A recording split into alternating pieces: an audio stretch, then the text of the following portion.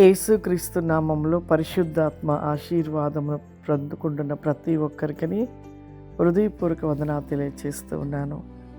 ఈరోజు పరిశుద్ధాత్మ దేవుడు మనకిస్తూ ఉన్న వాగ్దానము దావీదు రాసిన కీర్తనలు 119 అధ్యాయము 1 వచనము. యెహోవా ధర్మశాస్త్రమును అనుసరించి నిర్దోషిగా నడుచుకుని వారు ధన్యులు. ఆయన శాసనములు గైకొనుచు పూర్ణ హృదయముతో ఆయన వెతుకువారు ధన్యులు. వారు ఆయన మార్గములో నడుచుకొనుచు ఏ పాపము చేయరు. ఈరోజు మనము దావీదు రాసిన కీర్తనలో 3 వచనములు కూడా మనం ధ్యానించబోతూ ఉన్నాము. యెహోవా ధర్మశాస్త్రం అనుసరిస్తూ నిర్దోషిగా నడుచుకున్న వారు ధన్యులు అంటున్నాడు. ధర్మశాస్త్రంను అనుసరిస్తూ మరి మనము నిర్దోషులుగా నడుచుకున్న వారు ధన్యులు అంటున్నారు. నిజమే, మన దేవునిలో ఉంటున్నాము.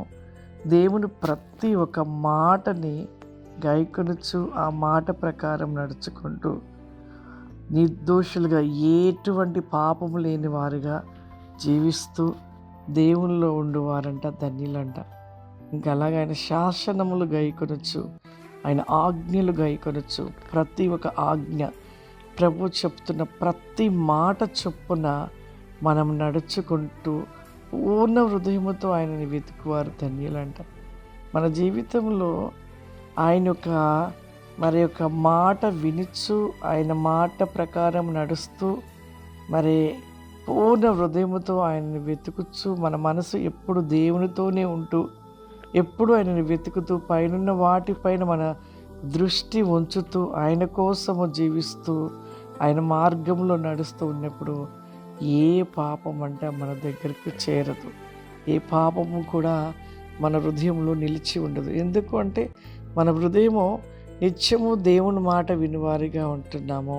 ఆయన పరిశుద్ధ గ్రంథంలో ఉన్న ప్రతి మాటను అనుసరిస్తూ ఆ మాటకు లోబడుతూ ఆయన మాట ప్రకారం నడుస్తూ నిత్యము ఆయన వెతుకువారుగా మన మనసు ఉన్నప్పుడు ఇంకా ఎటువంటి పాపమైన మన హృదయంలో ఉండదు కూడా. ఎందుకంటే పరిశుద్ధ గ్రంథంలో ఉన్న ప్రతి మాట కూడా మన హృదయంలో నిలిచి నాటబడినప్పుడు ఇంక మన హృదయంలోకి ఎటువంటిది కూడా రానేరదు.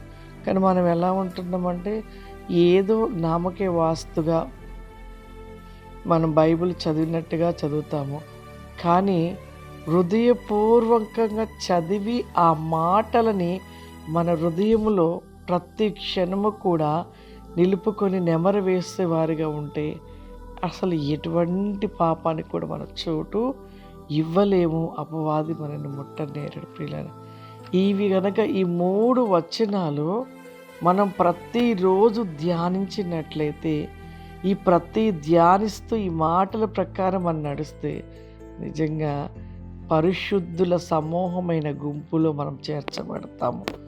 ఆ పరలోక రాజ్యములో ప్రభు సింహాసనము ప్రక్కన కుడిపార్శ్వమును కూర్చుని ఒక కృప దేవుడు మనకు అనుగ్రహిస్తాడు. కాబట్టి ప్రతి ఒక్కరము కూడా అటువంటి జీవితాన్ని కలిగి మనము నిలిచినట్లయితే ఖచ్చితంగా ఆ పరలోకములో మనం ఒక గొప్ప వారసులుగా ఆ సమూహంలో మనం నిలిచి ఉంటాం. ప్రార్థన చేసుకుందాం. సర్వశక్తివంతుడా, దయగల తండ్రి, నీకు వందనాలు చెల్లిస్తున్నాం. కృపా సత్య సంపూర్ణుడా, నీకు వందనాలు చెల్లిస్తున్నాం.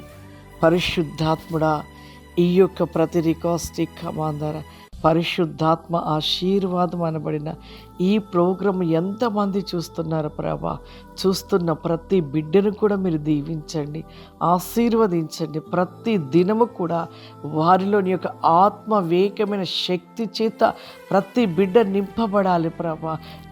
దినము నీ శక్తి పొందుకోవాలయ్యా. దినము నీ జ్ఞానము చేత నింపబడాలి, నీ వివేచన చేత నింపబడాలి. పరిశుద్ధాత్ముడా, మీ కౌస్టిక్ కమాందర వెనిజ్ లార్డ్ ద లిస్టెడ్ మీ గోబ్రి కామ్దిరి ఫావ్రి కమాందర ప్రతి రిజమాస్టి కావ్రి మలాస్టి గ్లోబి కాఫావ్రి మా ప్రతి బిడలు మీరు దీవించి ఆశీర్వదించమని యేసుక్రీస్తు నామములో నడుస్తున్నాను తండ్రి. ఆమేన్. God bless you. దేవుడు మిమ్మల్ని దీవించును గాక. ఆమేన్.